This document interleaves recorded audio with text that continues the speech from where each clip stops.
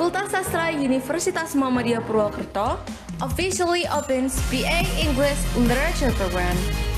The program aims to provide qualified graduates with the international and global employability perspectives through English literature and linguistics majors.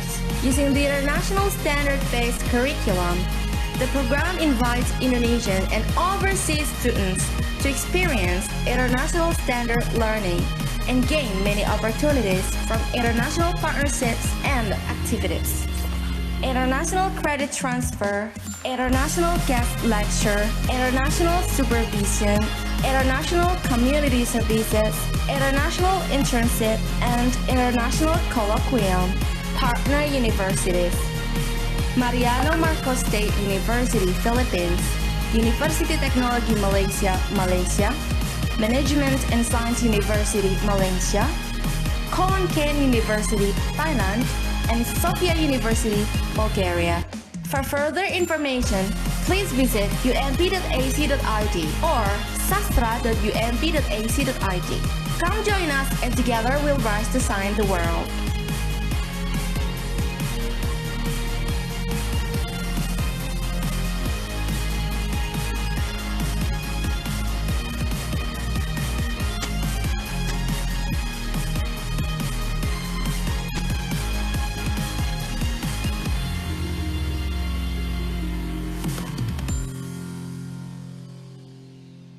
Fakultas Sastra Universitas Muhammadiyah Purwokerto officially opens BA English Literature program.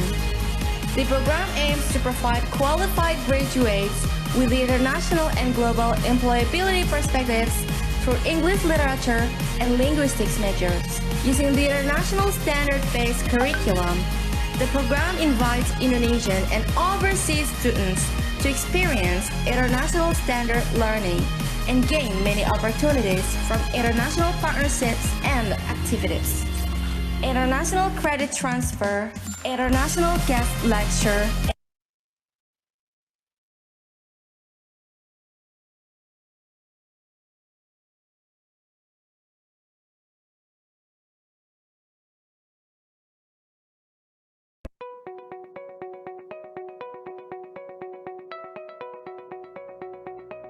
Purwokerto, a beautiful city with all its magnificent treasures. Located in the west part of central Java, Purwokerto provides affordable mobility access and convenient services to ease your accommodation. As the main icon of Banyumas region, Purwokerto holds an enormous worth of culture and heritage preserved by the people for centuries. Surrounded by the scenery of Mount Slamet foothill, Purwokerto presents its incredible nature within its uncountable tourism sites. This is also the place where our university was established. Universitas Muhammadiyah Purwokerto. It was previously a teacher training college founded on April 5, 1965. UMP has become one of the great Muhammadiyah universities to bring prodigious opportunities for everyone around the world to study, experience culture life, and achieve success in the future. UMP will guarantee you to receive the best education, providing various program studies to a diverse degree. By doing so, we present you with the best educators and qualified staff to support the academic and non-academic affairs during your study period. We also have opened international class for several undergraduate study programs, as well as master degree programs that have been internationalized, as this is in harmony with UMP's long-term target to be more global and recognized worldwide. Besides the grandiose building and fascinating spots, there are some facilities to make your study experience in UMP such a great value, such as mosque with a comfortable atmosphere so that our prayers are more solemn, UMP clinics for taking care of community's health, UMP library with friendly and nice services so that students can get the most comfortable space for reading and doing group studies. Moreover, we have a special complex consisting of the cafe, Coconut Research Center, and dormitories for students living. In UMP, there are more particular non-degree courses such as summer course and winter course for international students who are interested in learning Indonesian heritage and culture. For example, batik making, practicing Banyumas traditional dance, Langgar dance, playing Javanese traditional music, gamelan, and many more. There have been many foreign students who have participated and experienced remarkable, wonderful study life in UMP.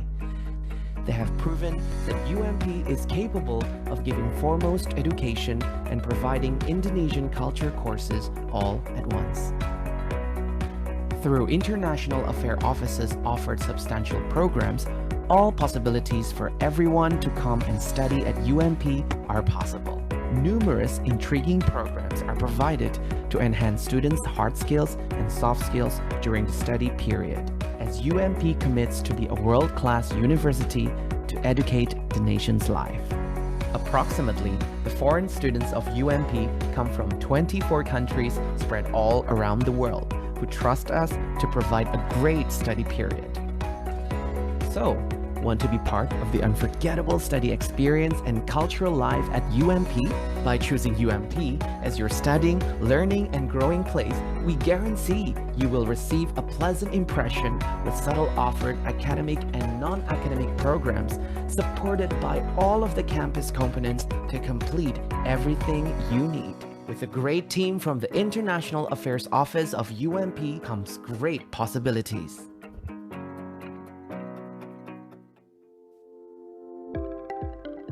UMP.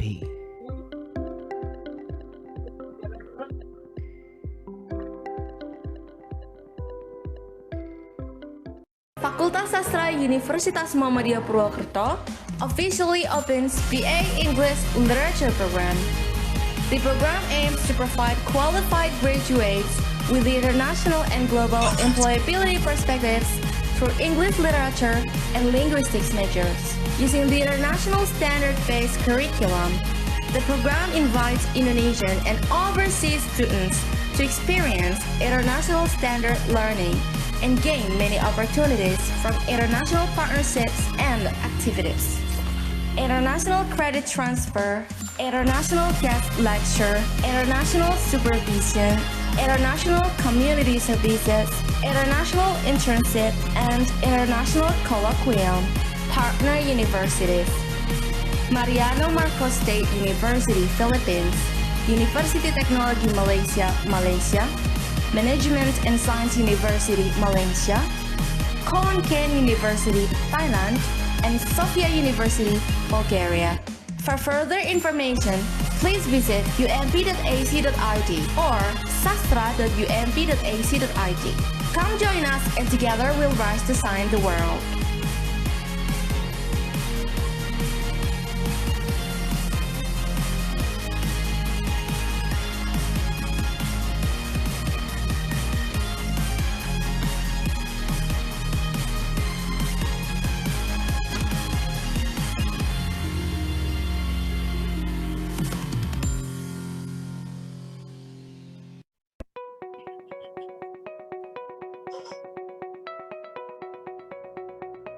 Purwokerto, a beautiful city with all its magnificent treasures.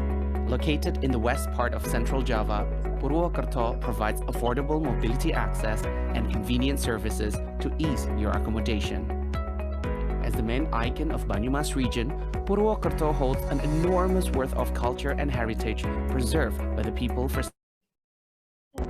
Surrounded by the scenery of Mount Slamet foothill, Purwokerto presents its incredible nature within its uncountable tourism sites. This is also the place where our university was established. Universitas Muhammadiyah Purwokerto. It was previously a teacher training college founded on April 5, 1965. UMP has become one of the great Muhammadiyah universities to bring prodigious opportunities for everyone around the world to study, experience culture life, and achieve success in the future. UMP will guarantee you to receive the best education, providing various program studies to a diverse degree. By doing so, we present you with the best educators and qualified staff to support the academic and non-academic affairs during your study period. We also have opened international class for several undergraduate study programs. as well as master degree programs that have been internationalized, as this is in harmony with UMP's long-term target to be more global and recognized worldwide. Besides the grandiose building and fascinating spots, there are some facilities to make your study experience in UMP such a great value, such as mosque with a comfortable atmosphere so that our prayers are more solemn, UMP clinics for taking care of community's health, UMP library with friendly and nice services so that students can get the most comfortable space for reading and doing group studies. Moreover, we have a special complex consisting of the cafe, Coconut Research Center, and dormitories for students living. In UMP, there are more particular non-degree courses such as summer course and winter course for international students who are interested in learning Indonesian heritage and culture. For example, batik making, practicing Banyumas traditional dance, Lengger dance, playing Javanese traditional music, gamelan, and many more. There have been many foreign students who have participated and experienced remarkable, wonderful study life in UMP. They have proven that UMP is capable of giving foremost education and providing Indonesian culture courses all at once. Through international affair offices offered substantial programs, all possibilities for everyone to come and study at UMP are possible. Numerous intriguing programs are provided to enhance students' hard skills and soft skills during the study period, as UMP commits to be a world-class university to educate the nation's life. Approximately, the foreign students of UMP come from 24 countries spread all around the world, who trust us to provide a great study period. So, want to be part of the unforgettable study experience and cultural life at UMP? By choosing UMP as your studying, learning, and growing place, we guarantee you will receive a pleasant impression with subtle offered academic and non-academic programs, supported by all of the campus components to complete everything you need. With a great team from the International Affairs Office of UMP comes great possibilities.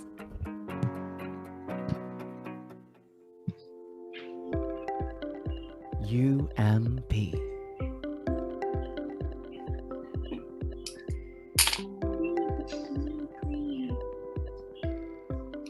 Fakultas Sastra Universitas Muhammadiyah Purwokerto officially opens BA English Literature program.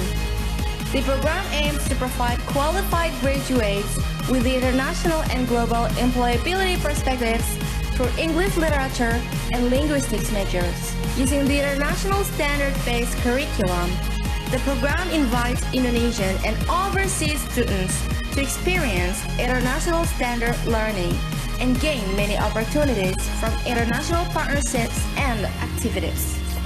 International credit transfer, international guest lecture, international supervision, international community services, international internship, and international colloquium. Partner universities: Mariano Marcos State University, Philippines; University Technology Malaysia, Malaysia; Management and Science University, Malaysia; Kolonkan University, Thailand; and Sofia University, Bulgaria. For further information, please visit ump.ac.id or sastra.ump.ac.id. Come join us and together we'll rise to sign the world.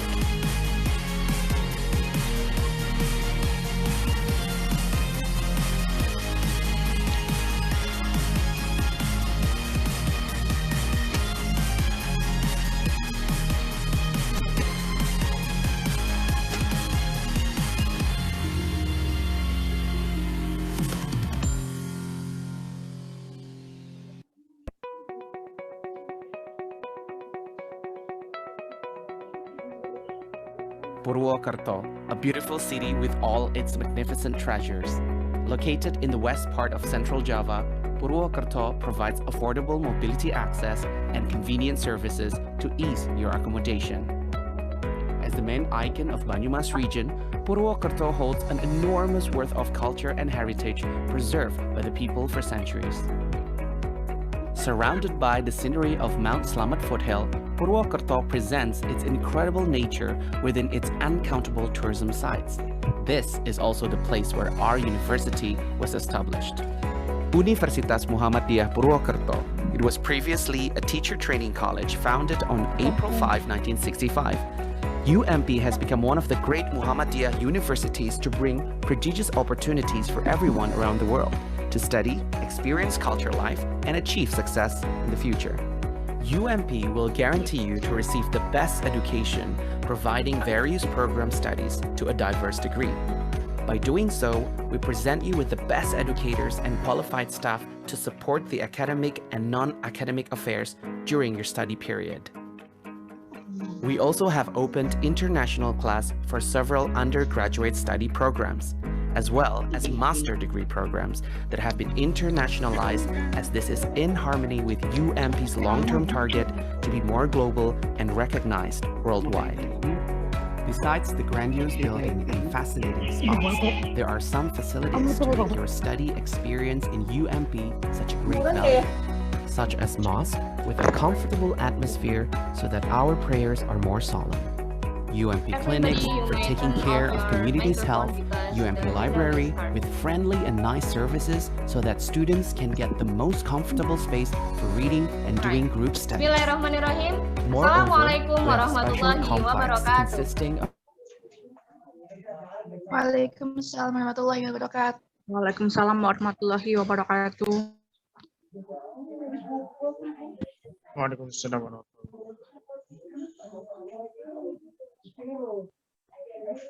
Venerable, the Dean of Faculty of Letters, Ambar Bujiatno, SSM. Venerable, the Vice Dean of Faculty of Letters, Sulasi Nur Hayati, MD. Venerable, the Speaker of this event Mr. Condro Nur Alim, Ph.D. Venerable, all the lecturer of Faculty of Letters. Venerable, the lecturer of MMSU, and all the students of Faculty of Letters, University Muhammadiyah Purwokerto, and the student of College and Arts Mariano Marcos State University. All praises and thanks are due to Allah, the Lord of the Axis. May the peace and blessing of Allah be upon Muhammad Sallallahu Alaihi Wasallam, the messenger of Allah, and his companions, and who follows them in righteousness until the day of judgment.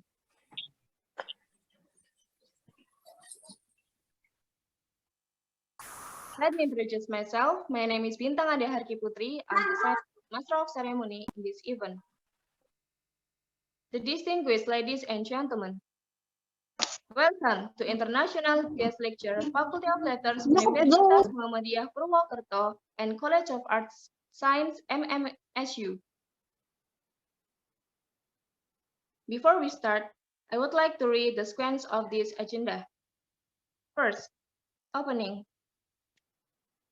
Second, the Quran recitation by Miftah Nurul Amanah. Third, welcome speech by Vice Dean of Faculty of Letters, Sulasi Nur Hayati, MHU.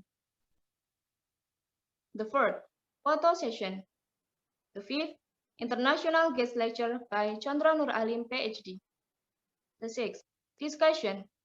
The seventh, closing remark of the presentation by the moderator.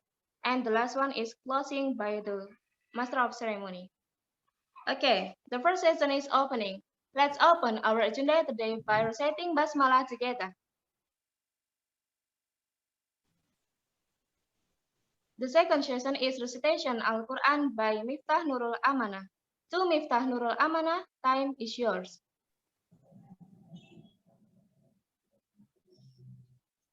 Assalamualaikum warahmatullahi wabarakatuh.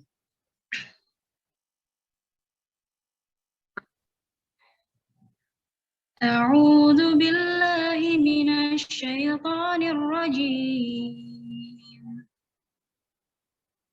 بسم الله الرحمن الرحيم إنا فتحنا لك فتحا مبينا ليغفر لك الله ما تقدم من ذنبك وما تأخر ويتم نعمته عليك ويهديك صراطا مستقيما وينصرك الله نصرا عزيزا هو الذي أنزل السكينة في قلوب المؤمنين ليزدادوا إيمانا مع إيمانهم ولله جنود السماوات والأرض وكان الله عليما حكيما ليدخل المؤمنين والمؤمنات جنات تجري من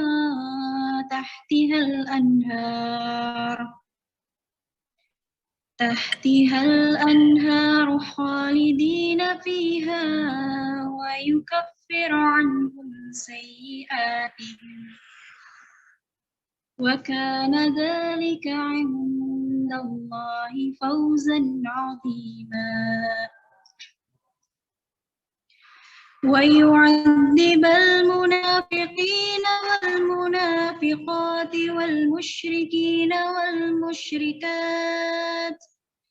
والمشركين والمشركات الظانين بالله ظن السوء عليهم دائرة السوء وغضب الله عليهم ولعنهم وأعد لهم جهنم وساءت مصيرا صدق الله العظيم.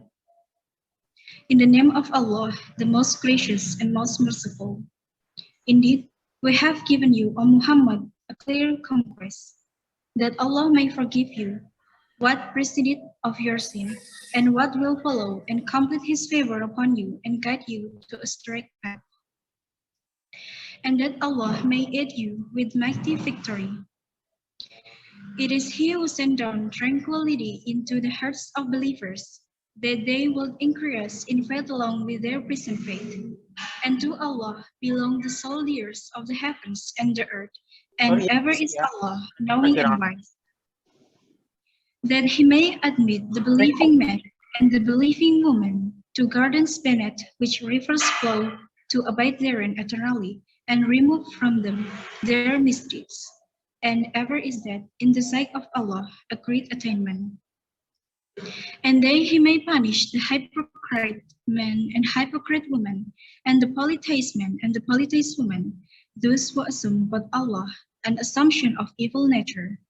Upon them is misfortune of evil nature, and Allah has become angry with them, and has cursed them, and prepared from them hell, and evil it is as a destination. Thank you very much. Wassalamualaikum warahmatullahi wabarakatuh. Waalaikumsalam warahmatullahi wabarakatuh. Allahumma arhamna bil Quran. Thank you for Miftah Nurul Amanah.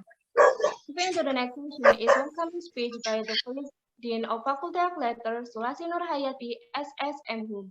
Let's welcome Sulasi Nur Hayati, SSM. Time is yours. Yeah, thank you very much, Mbak Bintang. Assalamualaikum warahmatullahi wabarakatuh. Head of English Literature Study Program, Faculty of Letters, UMP. Head of Language and Literature Department, College of Arts and Sciences, MMSU. Mr. Condro Nur Alim, Ph.D., our guest, the speaker of guest lecture today, all of the lecturers of UMP and MMSU, and our beloved students of, from UMP and MMSU. Good afternoon. It is an honor for me to welcome you all to the International Guest Lecture today, 9 November 2021, hosted by Faculty of Letters, UMP and College of Arts and Sciences, MMSU. The course brings about new trends in translation studies to be the theme. And I think it is a very critical issue the students should know and learn. This program is actually part of the memorandum of an agreement between both faculties, aiming to broaden the students' knowledge and international perspectives about current language, literature, and translation issues. Regarding the theme, translation studies, if I may say, are essential, and need our attention. If you relate the studies to the development of technology or the era of 5.0 nowadays, we may find that the students should also, the studies should also meet it. That the digital era provides resources for doing the studies inevitable. Let's take an example as cyber literature, webtoon, and then online games or web series, from which academicians and students may study the phenomena of linguistics, literature, as well as translation, by which a work of art is dubbed, interpreted, or translated into the target language so the wider audiences can enjoy it. Last but not least, the theme is again essential, and therefore we are all here to hear the great lecture from our speaker, Mr. Condro, Alim, Ph.D. Thank you very much. Have a nice lecture. Wassalamualaikum warahmatullahi wabarakatuh. Waalaikumsalam warahmatullahi wabarakatuh. Thank you for the speech. The next session is a photo session. Okay, for all the participants, I please you to open your camera because we will take capture agenda today by take the photo.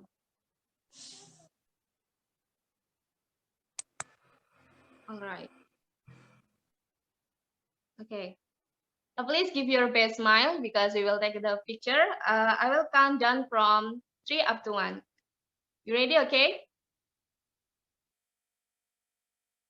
3, 2, 1.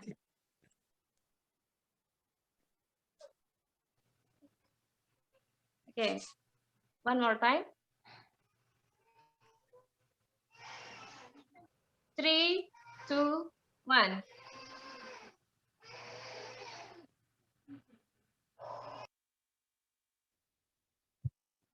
How many slides?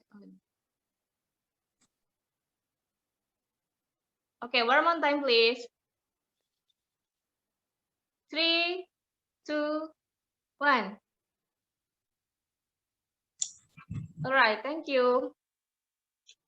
The next session is now we are in the main event today. International guest lecture by Mr. Condro Alim, Ph.D. with our moderator, Mr. Bustanuddin As Suady, SSMA. To Mr. Suady, time is yours. Okay, check sound. Hopefully my sound is audible. Yeah, thank you very much, Mbak Bintang Ade. Bismillahirrahmanirrahim. Assalamualaikum warahmatullahi wabarakatuh. Good afternoon, everyone. The Honorable Dean of Fakultas Sastra or Faculty of Letters, Mr. Ambar Pujiatno, as well as the Vice Dean of Fakultas Sastra, Mrs. Nur Selasih, and the honorable lecturers from College of Art and Science, Mariano Marcos State University, and all beloved students from Fakultas Sastra and Mariano Marcos State University. Alhamdulillah, thanks God for everything. We are in very good condition, and it is a very good chance for everyone, I think, to meet virtually in this great event. Yeah, this event is the implementation of the cooperation of both faculties, as explained by Mrs. Sulasih Nur Hayati before, and it is also an honor for me becoming the moderator of this session, this international guest lecture. And of course the honor because the speaker, the main speaker, is someone whose name is so monumental on me myself, yeah, personally, because he used to be my teacher in the past, but until now he's also still my teacher, the teacher of life, yeah. Even I inherit this test, right now I still keep the picture of Pak Condro Nur Alim because it used to be his test in the past, yeah, and I'm so glad to have the test as well as other inspiration I got from him, yeah.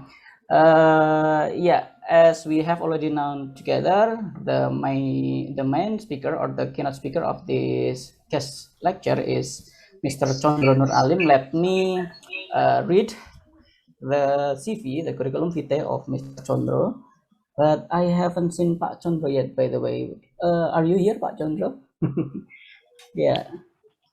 Okay. Let I'm me here, read. Mas Adi. Okay. Okay. Yeah. Yeah. His family name is Alim and his gift name is Pak Condro Nur. Yeah. So everyone in Indonesia in Purwokerto call him Pak Condro. Yeah. To be honest, I have this thick CV. Yeah.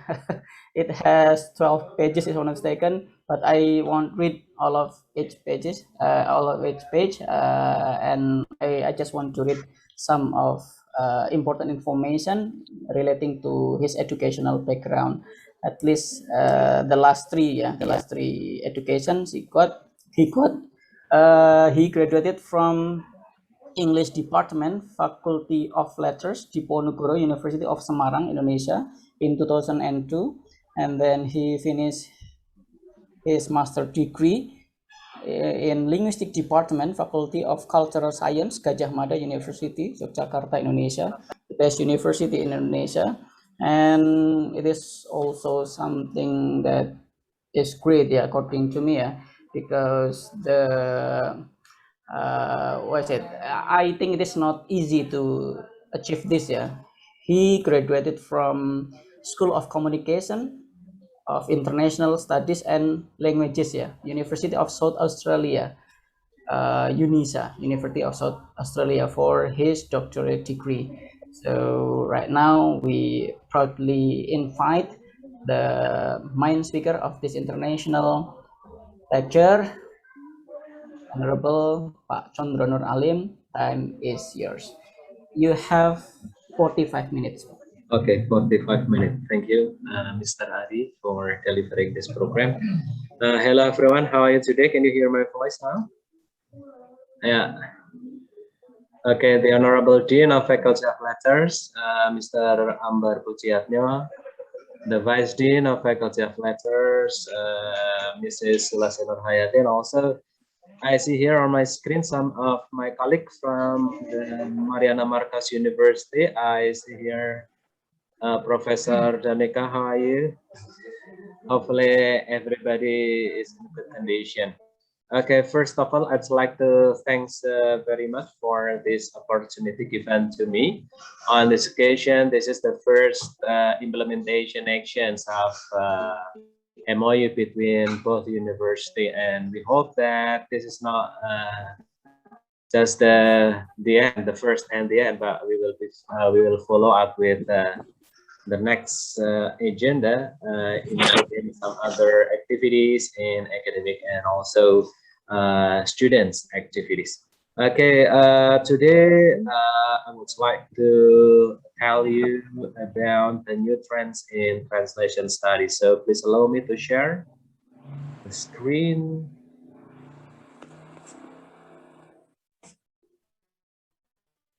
Yeah. Can you see my screen now? Okay, that's good. Thank you.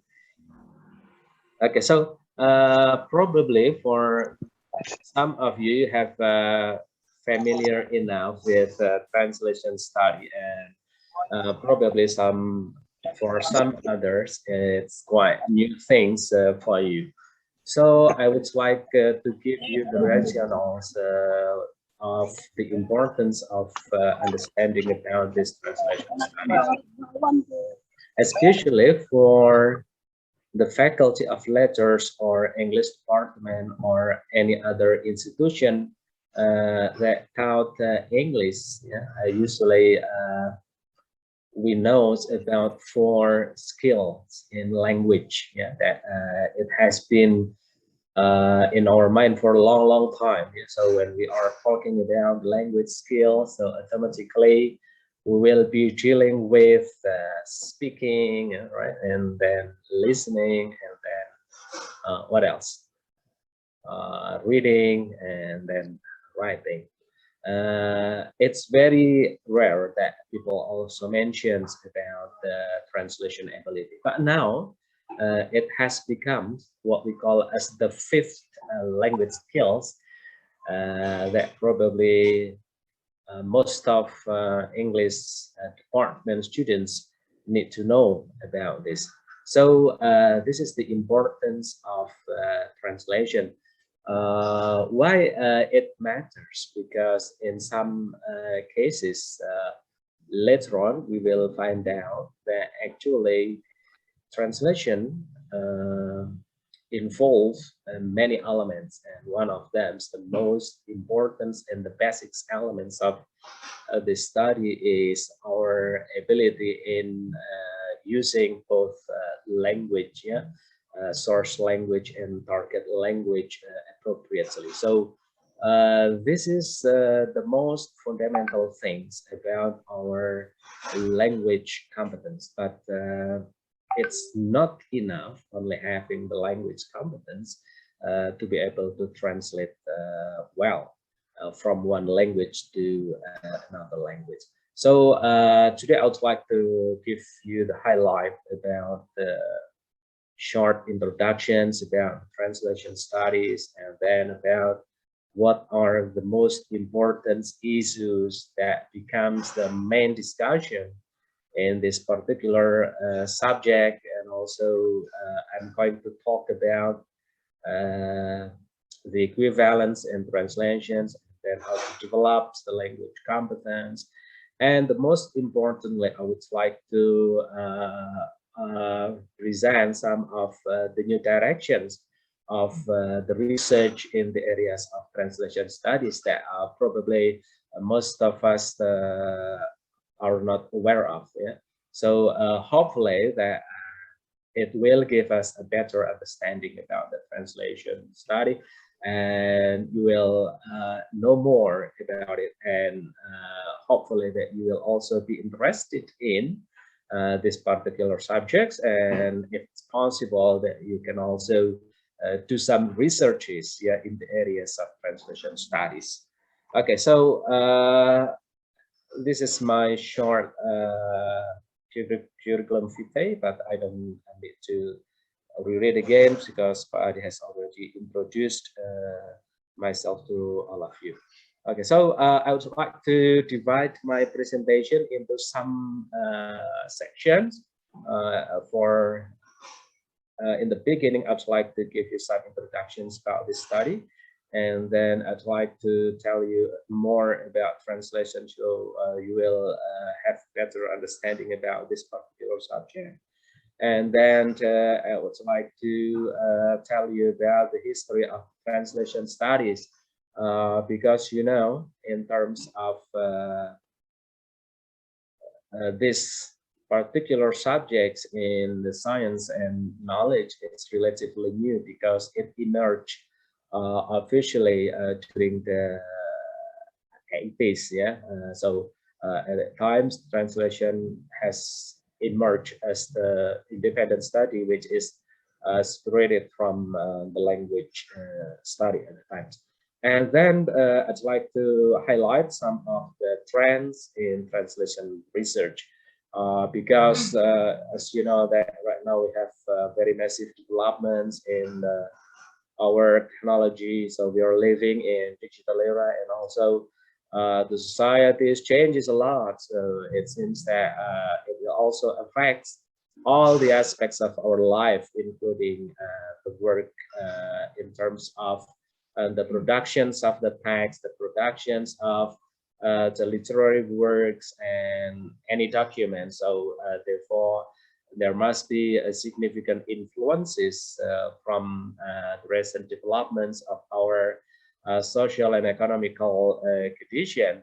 to the productions of the text. So therefore, they will have the new perspective. They will give the new perspective in the way how we make a research in translation studies. Okay. So probably I have some questions for you to answer. Yeah. So this is just the warm up. So maybe this is very simple question. Have you ever translated the text? Okay, please raise your hand if you have ever done it. Okay, don't be nervous. Yeah, this is about examination. You can just raise your hand, or maybe you can give me the answer for this. So I'd like to have this session as the interactive one. Yeah, so I will be happy if we can communicate with each other, and there we have two ways communication instead of monologue. Yeah. So please, if you have any concern or you have any questions during my presentation, so you can interrupt me in the middle of my presentation and ask the question. Okay, thank you, Professor Danica. You have ever translated text? That's quite interesting. Yeah. So for us, yeah, maybe in some countries in which some foreign language still used widely for any what is it, formal purposes, but because of not all people understand about this language, so sometimes maybe the role of translation is highly needed in this case. It also happened in some of European countries, because although geographically they are close to each other, but in reality, the demands for translation in this continent is very high, because as far as I know, that not all the European people understand about English, but the main documents will be usually written in English. So therefore, the demand for any translator in this continent is very high. And so people usually what I say ask from any translation agencies to translate any documents for many purposes, for their business, for their travel, and for other purpose. It also happens in Indonesia and also in some other countries, yeah, in which they also mix the use of between their native language and also foreign language. So let me tell you the examples in Indonesian context. Yeah, basically for the purpose of the transfer of science, knowledge, and technology. So we learn much, yeah, from any literature coming from other countries. And most of them are written in English. And so therefore, because of not all people can understand easily about the English text, so therefore they need to translate them. And it also happened for other other fields. Yeah, so translation is not only demanded for the academic purpose, but also for the entertainment. Yeah, because you know that we also love to watch the movies, yeah, coming from America, coming from other countries, even right now coming from Korea. Yeah? So therefore, the demands for the subtitling, for example, yeah, subtitling is also a branch of the translation is quite high right now, especially for television, yeah, and for a movie, and also for other purposes. And also right now, maybe it's common to find out that people can participate actively in this developments of the movies, yeah, which is what is it, Sains throughout the internet. So we know about the fan subtitling. Yeah? So because this is not the formal way how to subtitle the film or any movie. So for those who are movie enthusiasts, they will do something in order to help the other movie enthusiast who don't know about the English, and then they voluntarily subtitle those movies or films. So this is, I think, the new phenomenon that happen around us. So, but the problems again and again is in terms of the accuracy of that translation. Yeah.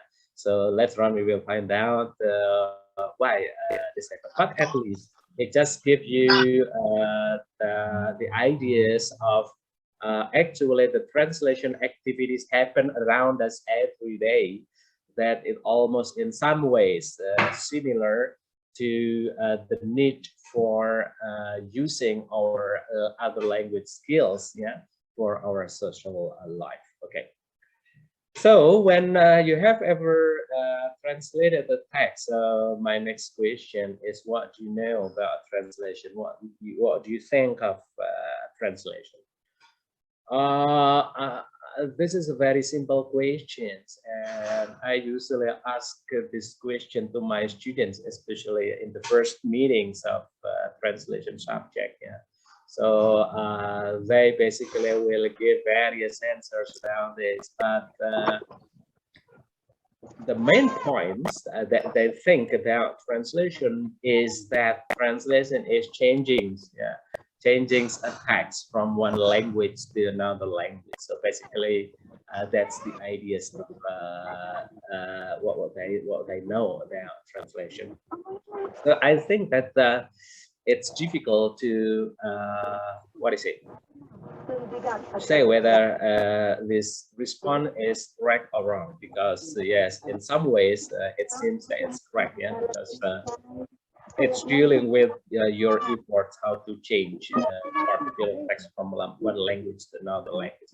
But that's not the only point, yeah, because if we are only focusing of the changings of the language, basically that's not that's only cover the forms of the text, yeah. But we have even more important elements of the text that need to be translated. So that's the meanings or the contents or the message of the text. So therefore, as Naida ever said, that in doing translation, you cannot omit two of this element. Yeah, they are the forms and also the contents or the meanings of the message of the text. And then the next question is dealing with what do you think about a good translation, or what does a good translation look like? Indeed, it's very difficult questions. And based on my own experience when I'm teaching translation studies and I ask the students to translate the text either from Indonesian into English or from English into Indonesian, so sometimes it's quite difficult to determine about the parameters of the evaluation. Because indeed, if we try to apply the ideal way how to evaluate translation quality, there will be huge parameters that we need to apply then. So this is quite difficult, but at least maybe the quality of translation can be measured by looking at one of the most or crucial point. So that is what we call as the equivalence effects of that translation. So more or less the quality of translation can be determined or can be assessed, yeah, by looking at how equivalent the translation is. Yeah, so how similar actually the contents and the forms of the translated text with the original text in the source language. So basically, this is the basic parameters to evaluate the quality of a good translation. Yeah. Okay. So now, what is actually translation? So there are so many literature and references telling about what actually translation is, but in this case, I'm interested in taking the two scholars here. Yeah, Naida and Tabor in 1969, and then Newmark, Peter Newmark in 1989. So maybe you have questions. Why do you interested in taking those different scholars that wrote about translation for a different era? So I tell you the main reasons why. Because in the developments of the translation studies, yeah, the massive changes happened during the 80s. So that's why it's something interesting for me to observe what did people say about translation before the 80s and how actually people or scholar approach the translation after the 80s. So therefore, Naida and Tabor represents the scholars of the early developments of translation studies in which maybe at that time it has not been known actively by other people, because people at the time still debating whether translation actually can be recognized as an autonomous subject or they belongs to the language study. Yeah, so but by comparing of the scholars coming from the different age, I think that there are some similarities and also some differences. Yeah, so please take a look at what Nida and Tabor said about translation. Yeah, so theoretically they state that translation is reproducing message in the target language with natural equivalence in the target language through two main steps. They are based on meaning and style. So just take a look at this one. So Nida and Tabor emphasize about not only about the message itself, but also about the form or the style. So those two elements need to be preserved in the target language. So again, it also will give what I say, another point of views of how to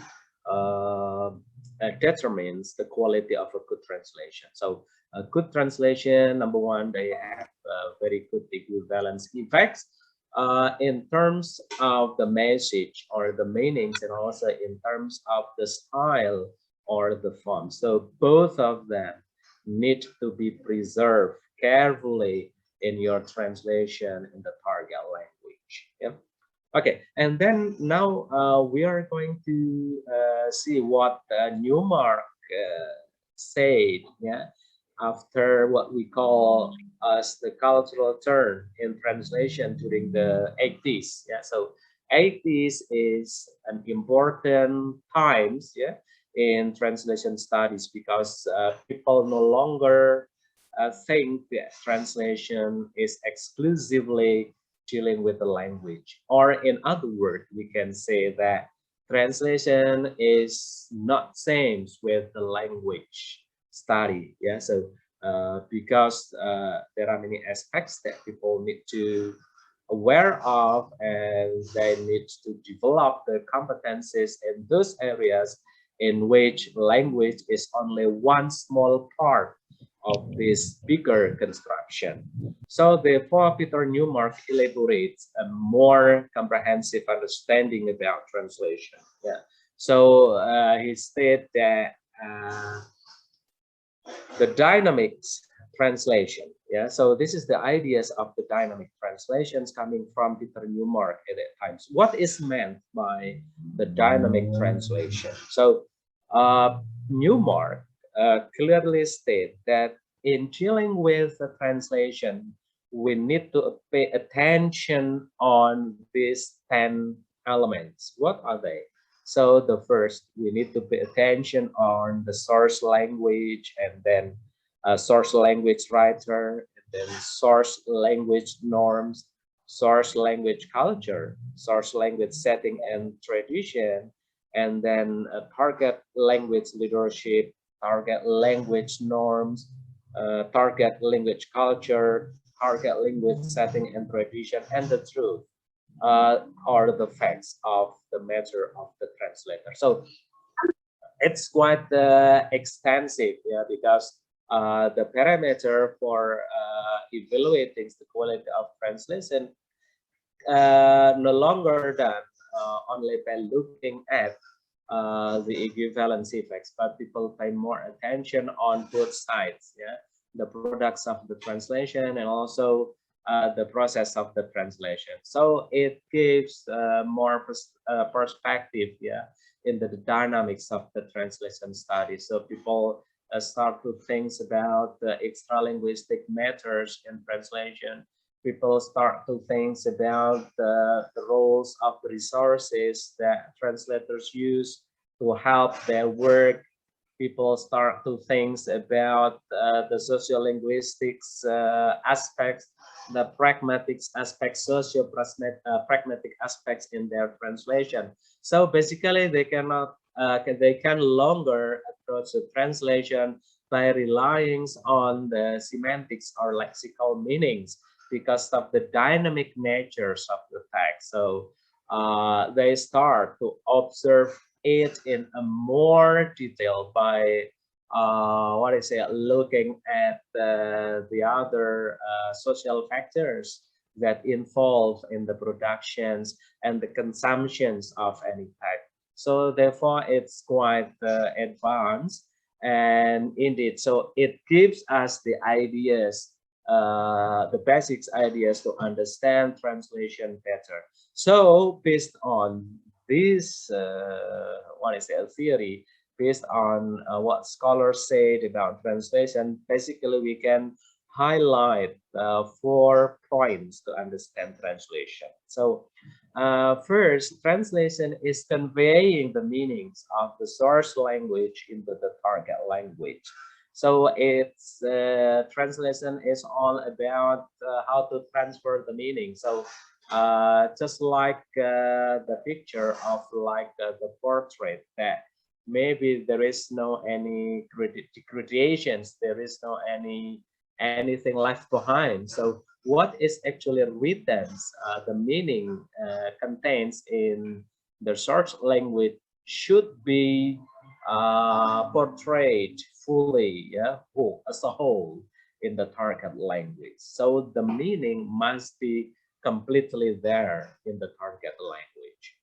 And then the second point is that translation involves at least 2 different languages, but it's not only dealing with typologies of the language, it's not only dealing with the linguistic aspects of those language, but also dealing with different system and cultural backgrounds of the language. So this is the concepts coming from the ideas that there is no any text which is produced in the absence of context of their society. So every text, yeah, every text, whatever the text, no matter the genres or the types of the text, they must be produced under certain circumstances in which these circumstances directly or indirectly will affect the productions of the text. Okay,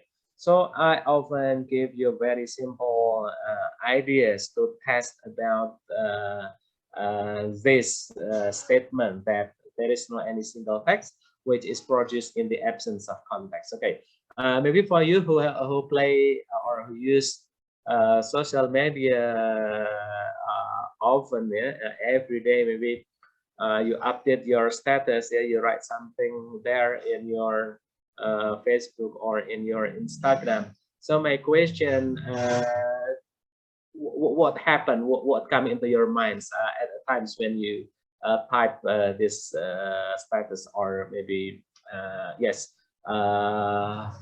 updating your status in your social media? There must be any circumstances that finally make you to produce those sentences, for example. Yeah. Okay, and the point number 3 is that translation actually an act of communication and textual operation. Because it's an act of communication, so we need to consider about the addresser and also the addressee. We need to pay attention on what is meant by the writer of the original text, and then what is needed by the receiver of that translation work. Because this is a very complicated process in which maybe translated text is quite unique compared to the other text, because there are two layers of writer here. Okay, what I meant as two layer here is that the writer of the first or the original or the source text, yeah, they don't intend, they have no intention that this text will be read by some other peoples beyond what they expect. Yeah, for example, maybe if I give you the examples of the novels of Harry Potter, yeah, this is very famous, and I think that almost all of you have already read about this novel. So I don't think that J.K. Rowling will imagine that someday his work will be read by people coming from Java, coming from the Philippines, coming from the other part of the world, because in their mind, when he wrote these novels, I think that they expect that this novel is read by people who share the same understanding about the cultural contents, the same understanding with the norms, the values that exist in that stories. So because it's translated into some other languages, so it seems that there is a change in terms of the readers of that work. So translator in this case also plays their role as the second writer of the text. So some other scholar also say that the act of translator is the rewritings of the text. So this is the act of communication, and it's also a textual operation in which, because you are dealing with the textual operation, it seems that there are some other linguistic things that you need to consider appropriately, so that your writings in the target language can be easily understood by the target text readership. Okay. And last but not least, the fourth point is that translation is also a kind of cognitive process carried out by translator. So it's not as easy as we think before, that as long as you can change from one language to another language, and then basically you have translated the text. Because if that's the case, I think that there will be no translation study right now, because that's just the matter of changing the language, and that will be enough to be approached by using the linguistic approach. Okay, and then basically, yeah, because it's a skill or it's a competence, just like the other competence, translation also basically consists of two knowledge. So they are declarative knowledge and procedural knowledge. So what is meant by declarative knowledge? So declarative knowledge basically is our understanding about everything related to translation. Just like I would like to use the analogy for you who love doing any sport, let's say cycling, yeah, or swimming maybe. So before you jump into the water, I think the basic thing you have to do is to know what the swimming is, what are the styles of swimming, and how you need to move the part of your bodies, how you manage your breath, yeah, breathe in, breathe out, and then the forms of your hand, your belly, your foot, and something like that. So you need to learn about those. And this theoretical understanding, I think, belong to the declarative knowledge. So this is our knowledge to know what is translation actually. So it's dealing with the understanding the translation theory.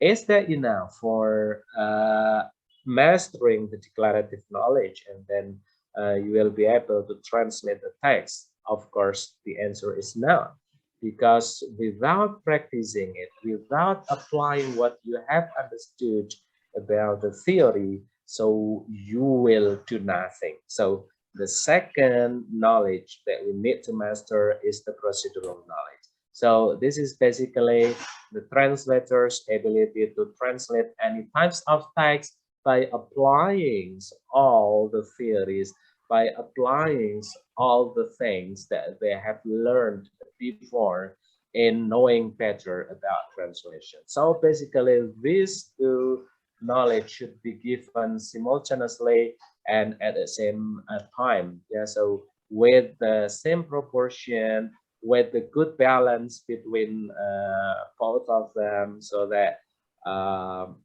the final results from our students, that they will be able to translate better, in which it fulfills all the requirements needed for producing a good translation. And then if we are talking about translation as a process, yeah, so basically there are some activities involved in these translation processes. And if we take a look at this diagram, so basically we can divide these processes into three main steps, yeah, before, during, and also after. All of these activities are very massive, and they require high skills from the translators in order to do this particular jobs quite well. So I will just give you a little examples about the tricky activities that we need to do in this translation. So just imagine, so you have a text, and then you are going to translate the text. So what's the first thing you want to do in translating the text? So most people will say that, of course, I will read the text before translating. Is that what you do? Yes, probably. Yeah, most of us will read the text for the first time. And then my question is, what kind of reading actually you are applying for reading the text to translate the text appropriately? Is it the same way how you read any text which is not intended for the translation? So the answer is, reading in translation actually very unique, yeah, and it needs to be applied in different way. So basically I will say that reading in general is not appropriate for reading in translation. Why? Because we know that basically reading in general is reading for comprehension. So as long as you comprehend for yourself, as long as you can understand what is intended by the text, as long as you can catch the meanings of the text, that's enough. So this is the ordinary reader. So in the theory of translation, the readers of the text can be divided into two. They are, the first is ordinary readers. So these readers usually only read the text for themselves. But the second one is the privileged reader. So privileged reader is basically reading for translation. So during your readings, you are not only reading for yourself, but you also read to understand the text and then to make a good interpretations about the text. So basically, these activities of reading also involve the acts of decoding and encoding the text. So this is only very easy examples of the activities in translation, in which maybe we are not aware about this, and then we just approach any text in the same way how we read the text in general. So basically, this approach will not work for reading for translation. And then during the translation or in the process of translation, we will have so many problems, for example. So therefore, maybe we need to find out the appropriate resources that can help us for doing our translation jobs, and then dealing with particular strategies and methods and approach that we can use in translation. Because although we learn about certain strategies, we learn about the techniques in translation, basically there is no one size that fits all in translation. Why? Because every text, every different genres of the text need to be approached differently. Even for the same text, but for different reader, there must be a different way how we translate the text. For example, I have the same text, and then I divide my students into a group, for example. Okay, so the first group, you should translate this text, and your reader will be the students at the university level. And then the other groups, you translate the same text, but your reader is, let's say, maybe for kids. Yeah.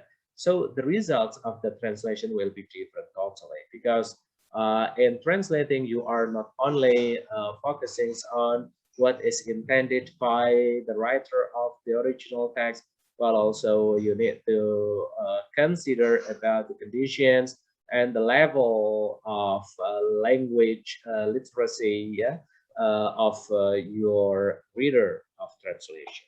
Okay. And then when we have finished translated text, it doesn't mean that our job is finished, and then you can just submit this work to your teacher or give it to your clients, but you also still have some other jobs to do. So you need to make a very careful checkings in terms of the typo, yeah, maybe misspelling, mistypings of the language, and also whether the constructions that you make in the target language has already fulfilled the standard, the formal standard of language. Because sometimes it happens, yeah, in the reality of translation. Although for Indonesian people, if you translate into Indonesian, probably it's easier than when we translate from Bahasa Indonesia. But actually, the problem happens when you translate any text from English into Indonesians, and then actually, surprisingly, some of us still make any mistakes in terms of not to use the standard Indonesian appropriately in your translation. For producing an academic text, that's quite a big problem. Yeah, so basically checking, revising is not only dealing with the forms, but also to make sure that your text comply with the standard of the language in which you're translating the text. Okay. And then translation is a cognitive process, yeah, that I've told you before. Because if we take a look at this, what I say, the flows, or maybe this is the process of translation. So on the left hand, you see the source language text, and then on the right we have the target language text. And translation is all of those activities. So it involves the memories, semantic representation, analysis, and synthesis. And the most difficult part in this case is that, just take a look at the yellow box there. Yeah, so translation, because translation is the process of achieving equivalence of this dimension. So it's not that easy to do. Sometimes maybe you can produce translation, but it cannot, achieve all of this equivalence, because you have to remember in every text there will be this 4 dimension. Every text has pragmatic dimension, it has semantic dimension, it has stylistic dimension, and it has semiotic dimension. You cannot sacrifice one of these dimensions. So whatever the condition, you need to establish equivalence for all of those text dimensions. So this is the most difficult part of the translation. Sometimes maybe we can produce a good semantic translation, semantic equivalence translation, but pragmatically maybe it's not accepted. Stylistically it's not okay, or semiotically maybe it does not fulfill all the requirements from semantics point of view. So the problem is how to make sure that every single text we translate can fulfill all of the equivalence of this dimension. Yeah. Okay, so this is that what we can see from this translation process. Yeah. So number one, to look at the translation products, there must be the comparison, yeah, between source text and the target language. What are compared? So of course we compare the pragmatic dimension, whether the pragmatic dimension in the source text can be found in the target text, or are they missing in the target text. And then the semantic dimension, whether we can still have this dimension in the target text. So basically they must be there in the target text. If you produce any translation text and one of them is missing, so that's not a good translation. Okay, yeah. And then the second one that we need to do as a translators is by making any consultation. So what is meant by the consultation? So it relates to the activities at the after translation stage. So we need to consult whether the target text is appropriate linguistically. We are focusing on the general usage, whether the genre is appropriate, and whether it fulfills the norms of the target language or not. And then don't forget, because you are producing translation for someone else, usually as the professional translators, or maybe you are producing translation for the sake of lecture. So you have the clients or translation assessor. So you need also to consult on the translation brief, because translation brief is basically a particular instruction that is given to you to give you the direction, how should you carry out this translation task. So the different translation brief will have very obvious consequence in the way how we translate the text. So translation brief cannot be neglected. So you need also pay attention on this translation brief. And the problems right now, do I still have time, Pak Hadi, or we can jump to the last conclusion? 5 minutes left. So. Oh, 5 more minutes. Okay, thank you. So I would like to make use this times efficiently. So now the idea is how can we produce a good or quality translator? So the answer is located on how we run any translation education. So translation education is something important right now, especially for the English department students. So therefore in our faculty, so we give special subjects to our students, because we also want that in the future when they graduate, that they can also work as a translator. Because for your information, yeah, the demands of translator in Indonesian context and probably in the Southeast Asia is very high at the moment. Yeah. So because of the changings of the information, because we are living in borderless world. So therefore, the other culture, the other products can come to our countries without any limit. So therefore, in Indonesian context, I can tell you that right now, only around 2,000 official translators exist in Indonesia.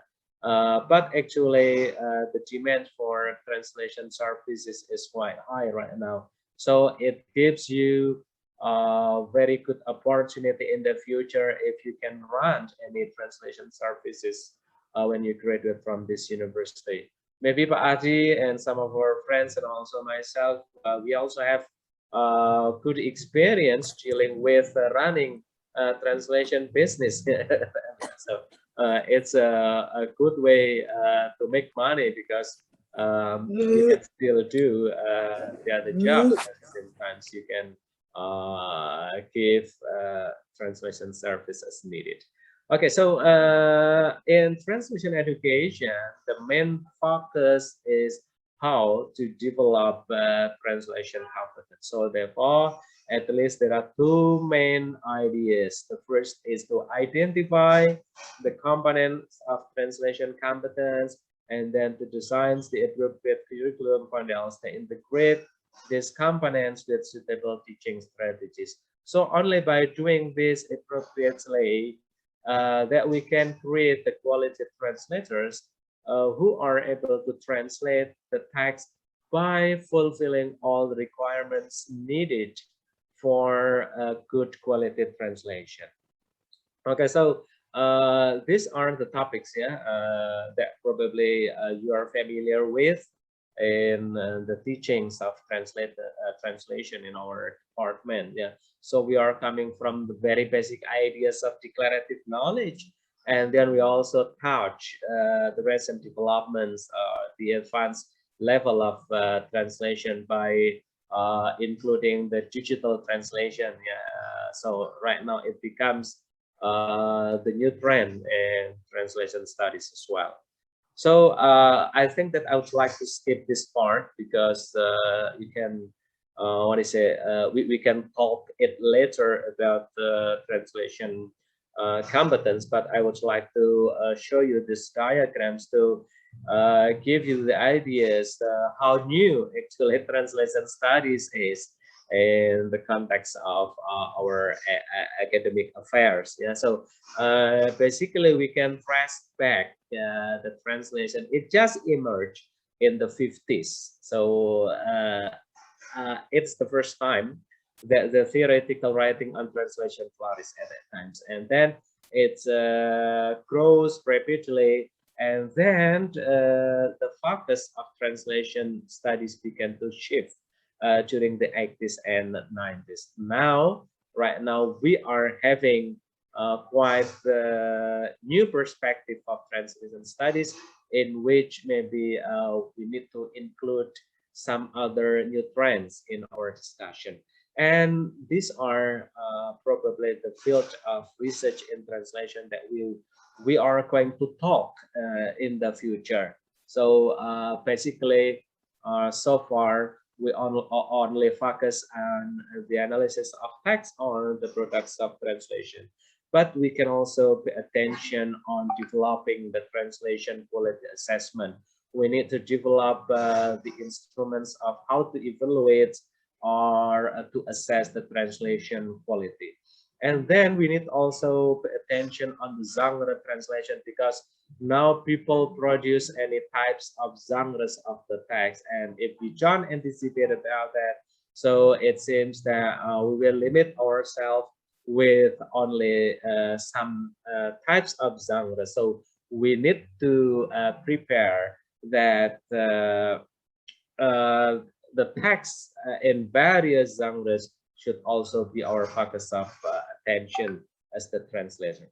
And then we are talking about translation and technology. So right now people are asking about the roles of computer CAD, yeah, computer assisted translation, whether machine can really replace the human translation, something like that. So basically, I can say that machine will never ever replace the human translation. Why? Because it's very clear. Yeah, if you take a look at the diagrams I showed you before, that the 4 text dimension will be very hard to be achieved by machines. And right up to now, I haven't seen yet any evidence that all the application or translation machine can actually establish the equivalence in terms of the 4 text dimension. And then right now we also dealing with multimedia translations. So it means that translation has emerged into some other forms. Yeah. So we know about the interpretings, and then we know about the subtitling, yeah, maybe dubbing, and any other forms that basically will be very important for performing any translation, especially in the entertainment area. So I think because of the times, those are all the things that I can tell you about the basics idea for translation competence, and the possible research of translation in the future. So to conclude my presentation, I will highlight the 4 important things. Yeah. So translation is relatively new discipline. So that's why maybe it's sometimes quite difficult to find out some researches in translation studies. Yeah, in Indonesian context, we lack of expert in translation right now. Yeah. So, and the second is it involves various sub-competencies. So language competence is only one of the competence in translation. We still have other competence to consider, and all of them are together forming the translation competence.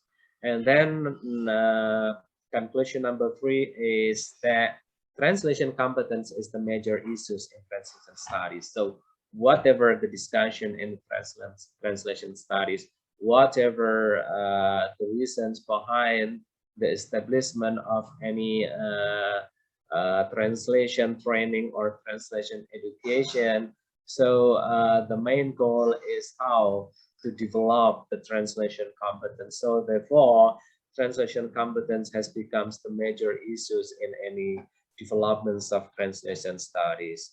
And then last but not least, translation covers wide areas of research in the future. So probably if you are dealing with the linguistic, so far maybe you are restricted in terms of applied linguistic, pure linguistics, or maybe teaching and learning or something like that. But right now you can think of doing any research in translation topics. Yeah, so hopefully this will give you the new insights about translation and the possibility of making fruitful research that can adapt with the developments of our social, political, and economical condition of the global society. So thank you. Back to you, Mr. Adi. I'm very happy if we have some question and answer session after this. Thank you. Okay, it was my pleasure, Pak Condro Nur Alim, and of course, I also personally thanks to your crystal clear explanation. It is so insightful. It recalls my memory when I was in your classroom, yeah. And you know, the basic and fundamental things for the translator practitioner like me is what Pak Condro has just explained to us, yeah. The fundamental things on the translation study is important to strengthen our own competence in the translation business especially. And it is also important if you are interested in to be like Pak Condro, the researcher, the translator as well, yeah, like what we do right now. It is so inspiring for everyone. And of course, discussing about this issue, I'm interested in asking you question before I also open the 15 minutes dialogue or discussion among the participants, yeah, and hopefully it will be fruitful and interactive. Yeah, the presence of technology advancement, Pak Condro. Yeah. You said the presence of artificial intelligence cannot replace the human position, but however, we as the practitioner, we also think that our clients they use also the machine to do the translation, and some of them do not come to us again. So what about the issue? I'm inviting the others also to respond to me. I'm triggering actually others to have questions to Pak Condro. Yeah, okay, so this is the common questions, yeah, that come to me. Many people ask about this possibility. Maybe they anxious or they worry that they can no longer, yeah, open the translation services. But maybe I can just give you the simple test, yeah. So please show me any translation tools that you think the best, yeah, the best translation tool. So you can just input some of the text into the translation tools, and then you can see what will be the result. Yeah. So in terms of what is it, the equivalence, because I told you that one of the parameters to evaluate the quality of the translation is by looking at the equivalence effects of the source language and then the target language. And for some people, if they don't look in very details about this level of equivalence, they will think that what they got from the machine translation is enough. But actually, it also cover on the level of semantic equivalence. Yeah. So that's the main reason for not to be worried that your job as a translator will be replaced by any machine. So for a good translation result, we need to check, yeah, whether the 4 text dimension already exist in our translation or not. If one of them is missing, so it means that we are not producing a good translation. And who can do that? Because machine, they don't have the pragmatic competence. They don't have the stylistic competence. Yeah, they only have the lexical competence, because the principle of how the machine work is just like by using corpus. Yeah, so they act as the massive dictionary in which then you give them the input of the words, and then the output will be at that lexical level. So this is what I meant, that a machine will never replace human translator. So don't worry about that. If people feel satisfied, oh, I'm happy, I'm using Google Translation and I'm happy with that result. So I think that their happiness is because only for helping them to get the main ideas of the text for themselves, for their self-understanding. If you are doing any machine translation for that purpose, I think that's okay. But if you are using machine translation and then it's for professional work, and then you just give it to your clients, so I think that will be what is it, good recipe for a disaster in the next times. Yeah, they will never come to you again for that. Okay, but Adi, I think that's my question, my answer. Yeah. Yeah, thank you very much, Pak Condro Nur Alim. So I don't worry about that anymore. Okay, I also invite other 3 participants, students from Fakultas Sastra or from MMSU. Please feel free to ask question to Pak Condro.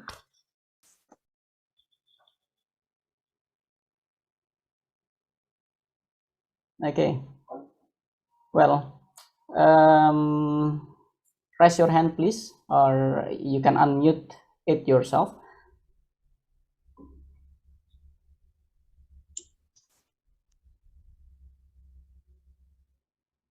Should I point? Mr. Sualdi, I think one of your students from UNP is raising his hand. Oh, I did not see. Fuad Arif. Oh, Fuad Arif. Okay, Mas Fuad Arif. Yeah, feel free to unmute. Okay. Okay. Can you hear my voice clearly? Okay. Actually, I have a question for Pak Condro. In your presentation, you mentioned that one of the topic in translation is literary translations.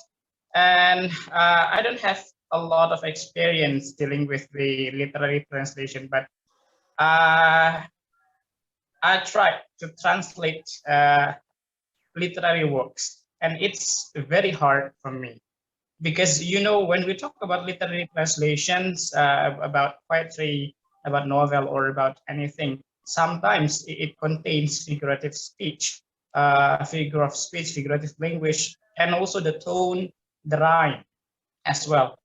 And the beauty of a poetry is not only from the meaning but also the rhyme as well. And that's the problem that I have when I translate literary works. I try to translate using word equivalence in the language, but sometimes I miss the tone. I lost the rhyme of the poetry. But when I try to match the tones, I do not get the word equivalence in the target language. What's your comment about this, Pak Condro? Because I have this kind of challenge and problem dealing with literary translation. Thank you. Can I respond directly, Pak Hadi? Of course, Pak. Okay, yes, Mas Fuad. So it's quite challenging when we talk about the level of difficulties of translation. So I agree that the most difficult one is not translating a medical or law text, yeah. But the most difficult one is to translate any literary text. So therefore, maybe in the classifications of the text, based on many scholars, they only classify it into two. They are literary and non-literary text. So it's just to give the insight of how big actually the attentions on the literary text. Okay, so again, I would like to emphasize here that whatever the genres of the text, yeah, whatever the types of the text that you are translating, the first focus in how to achieve the equivalence in for text dimension. But of course, those for text dimension is not enough, yeah, in terms of literary text. So in this case, maybe we need to sacrifice. Yes, we need to sacrifice some of the elements in establishing the equivalence effect of the translation. So I still remember my lecturer at times, yeah, ever told me that actually there is no action that we call as the translation. I was confused at that time. So what do you mean by that? Because and then he explained that actually what you are doing is not translating, but you are recreating. So you are recreating of the text. Yeah. So basically, it just like a long debate that still exists right now, whether actually any translation product is actually a translation or this is a recreation of the text in the original text. So there is a debate among the scholars about these things. But in my personal opinions, it's quite difficult to establish all the equivalence of those four text dimensions and also maybe for especially on the aesthetic, yeah, aesthetic dimensions of the text. So if we are dealing with the literary text, so it seems that the aesthetic dimension probably will dominate the text. So if you find any difficulties, so you can make any mediation. So mediation is something that we can do to give the best level of the equivalence of the text. Probably it's not 100% that you can establish those equivalence. So by mediation efforts in translation, at least you can compensate. Yeah, if you are losing in some of dimension, let's say maybe you are losing in some of the stylistic dimension, you can compensate with the other dimension. So sometimes it's quite difficult, and I admit that establishing 100 equivalence is what we call as something impossible in our translation. But at least by using the mediation techniques in translation, in which maybe you consult with the norms of the target language, you consult with the acceptability, the naturalness of your text in the target language, and then you consult with the translation assessor or the translation client. So at least maybe those will reduce, yeah, the gaps of the equivalence that we cannot establish in our translation. Yeah. Is it enough? Thank you so much, Pak Condro. Yeah. Yeah, it's very Thank clear. you. I get the point. Okay, it's so fruitful so far. Still inviting to other participants to ask question to Pak Condro. Feel free, or is it enough? Okay, it seems that no one responds to my offers to extend this discussion. Yeah, I'm sure it because the presentation is very clear and the discussion following is also adding new insight about the translation studies. Yeah. Okay, because I have only 2 minutes left in this session, so I would like to try to make the conclusion, yeah, as Condro has already did actually, that the translation offers a wide area of research in the future. So it is not only for the student who have already finished the study and then being professional in translation. It is also for those who keep continuing study for doing the other researches, yeah, for further researches. So it is very open. And then the translation competence is the major issues. Yeah, it is the point that I realized that our mind competence is the major issues in translation study. Whatever the theories we have, so if it does not back to our own competence, the translator competence, so it won't developing. Yeah, it means that the large opportunity opens to everyone, especially students who study in both faculties. Yeah, that the translation is the wide area of the wide and potential area for you to be the professional in translation, to be the researcher of the translation, and the trends is so widely open to do the further researches in this context. Yeah, so I think that's all from me. Thank you very much, Pak Condro. Thank you very much for everyone who participates in this fruitful lectures, and I give the next session to the MC, Mbak Bintang. Thank you very much, and wassalamualaikum warahmatullahi wabarakatuh. Waalaikumsalam warahmatullahi wabarakatuh. Alright, thank you for Pak Adi dan Pak Condro. Now we are going to the end of this event. Let's close our today's event by saying alhamdulillah together. Alhamdulillah. Also, thank you for all the participants of this event and also for the speaker, Mr. Condro, and the moderator, Mr. Adi, for amazing explanation about the youth in translation study. As your master of ceremony, I'm Bintang Adi Haki Putri to apologize for any mistake that I did consciously or unconsciously throughout today's event. Thank you for your attention. See you in the next event. Wassalamualaikum warahmatullahi wabarakatuh. Waalaikumsalam. Warahmatullahi wabarakatuh. Thank you everyone. See you. Thank you Bye-bye. everyone. Thank you Bu Nur, Bu Widya, Pak Agung Thank Penta, you very Pak much, Condro. professors. Thank you very much, Professor Condro. Thank you, Miss Danica. See you next time. Yes, ma'am. Thank you very much. We learned a lot today. Yeah, thank you. Hi, everyone. Thank you very much. Yeah, goodbye. Thank you all of the students who have joined this event. Yes, ma'am. We'll see you again, Professor Nur Sastra, next time for the Cultural Talk Show. Goodbye, ma'am.